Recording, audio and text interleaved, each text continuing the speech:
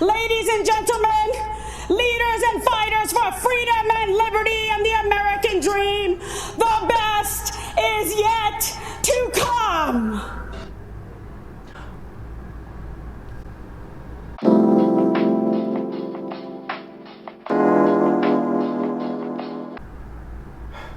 Hello.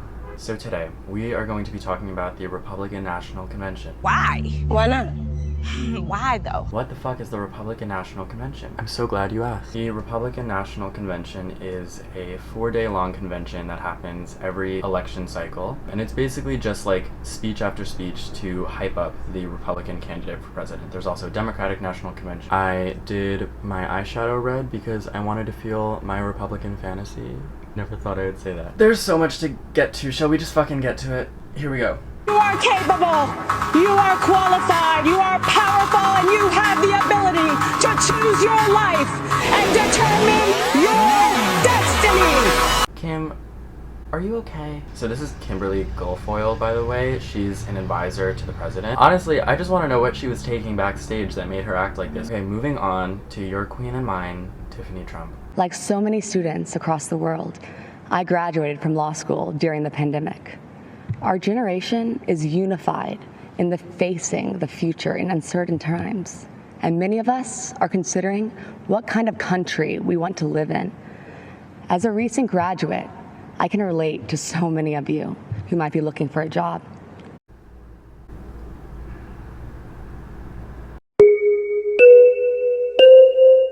Did Tiffany fucking Trump, the daughter of a billionaire, just tell me that she can relate to me because she also just graduated from school and is looking for a job? Tiff, you cannot relate to anyone. So, if you're hearing these things and thinking to yourself, that is the kind of country that I want to live in, well, whether you realize it or not, you are a Trump supporter.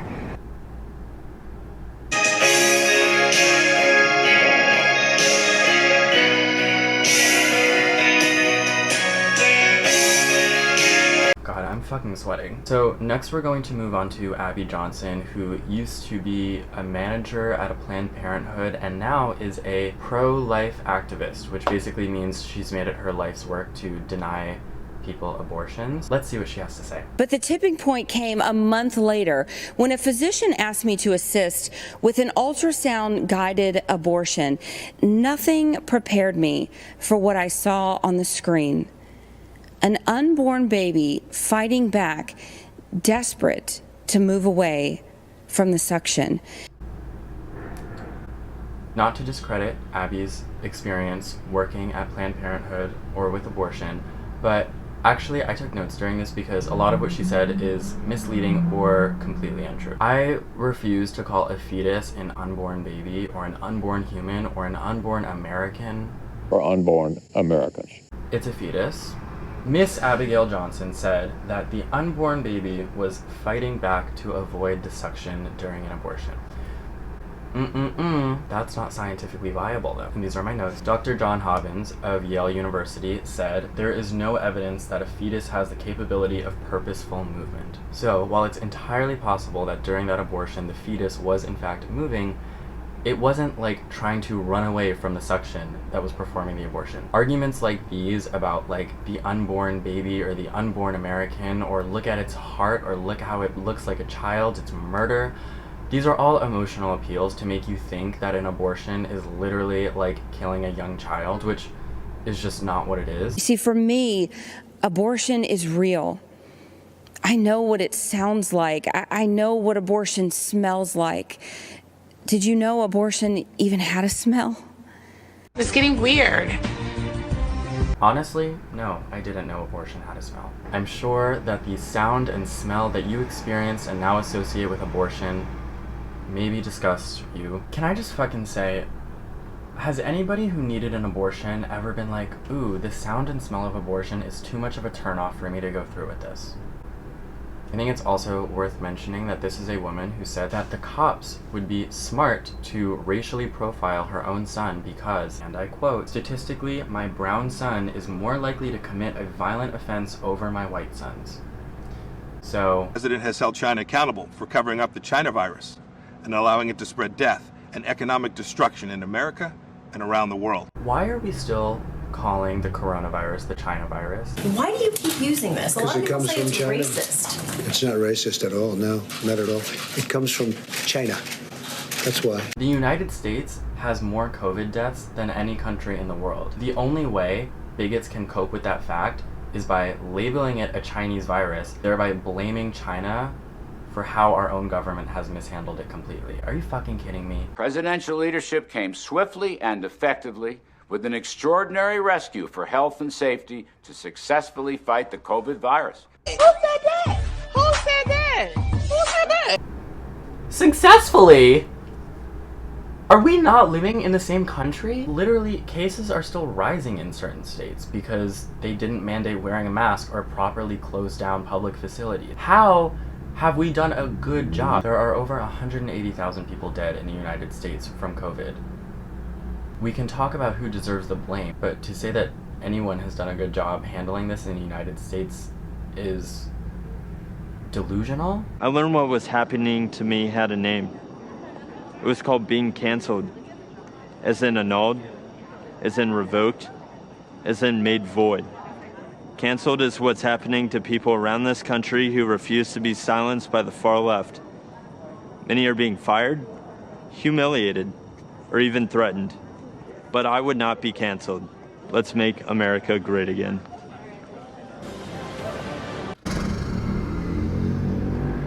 So, if you don't know who this boy is, I'll explain. His name is Nicholas Sandmann.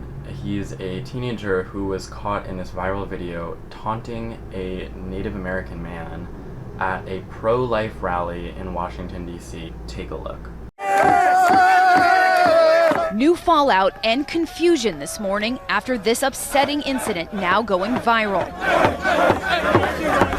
A group of teenagers, some Catholic high school students, seen wearing Make America Great Again hats, appearing to face off with Nathan Phillips, a 65-year-old Native American, as he pounds his drum near the Lincoln Memorial during an Indigenous Peoples March. The video went viral and he was totally dragged across the internet for being a little shit. But I don't like this whole thing where he was canceled. When I think about cancel culture, I think about people who are generally well-intentioned or somewhat decent people getting canceled over like something problematic that they've done, not bigoted assholes who clearly have no remorse for what they did. Biden is a politician who has been in government for 47 years.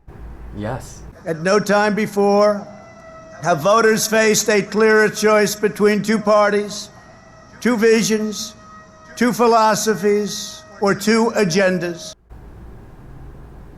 It's true. They want to defund the police and take away your Second Amendment rights. They want free health care for illegal immigrants, yet they offer no protection at all for unborn Americans. Oh my God. Are you fucking kidding me?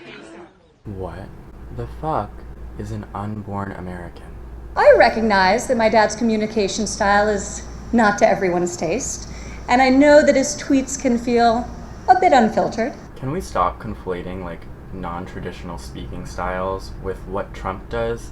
I'm totally fine with people who want to communicate in a unique way, but Trump has literally incited violence with his tweets and incited hatred and bigotry so many times. This isn't a situation where it's like, oopsies, my point came across the wrong way, or that was a little harsh, or that was a little unprofessional. No, this is like literally inciting violence over Twitter. Side note, remember 4 years ago when everyone had like so much fucking faith in Ivanka? What happened? Girl, you let us down like so hard. She used to be all like feminist on Instagram. She was like women who work, yada yada, and now she's a puppet for her father. My father. The goal of cancel culture is to make decent Americans live in fear of being fired, expelled, shamed, humiliated, and driven from society as we know it. Here's the thing. Until recently, I actually did think cancel culture was like a really interesting thing to talk about. And I do think the process of canceling people was being abused. I made an Instagram post about it that got a lot of attention. I stand by what I wrote in that. But the thing is, recently, the whole concept of cancel culture has been co-opted by Republicans and Trump supporters who are basically saying, like, we can't say anything without being canceled. We can't go anywhere or do anything, or we're gonna lose our jobs. I absolutely agree that there are problems with cancel culture, but there's a difference between canceling someone for a tweet they made 10 years ago and canceling someone for appointing a sexual predator to the Supreme Court. In much of the Democratic Party, it's now fashionable to say that America is racist. That is a lie. America is not a racist country. Why do people feel like the only way to be patriotic and talk about the United States is if we do so without criticizing it? The United States is an inherently racist country. This country was built on the backs of African American slaves and the Native American people that the land was violently taken from. You could say that that was hundreds of years ago, but in the course of human history, it really wasn't that long ago. And there are so many examples and so many studies that show that the lingering racism we have from the foundation of this country exists and really affects people. Maybe I'm out of touch, but I don't see how it's even a debate on whether or not we live in a racist country. We absolutely do. I think if more people in positions of immense power, like you, Nikki Haley, would admit that we live in a racist country, we could actually start implementing policies that would work to disentangle racism from this country. Okay, I am running out of steam. I'm also sweating off this makeup. Do you like my eyebrow pimple? Thank you so much for joining me again. Thank you so much for the love on my first video. That meant a lot. And I appreciate you. I still don't know how to end YouTube videos. Goodbye.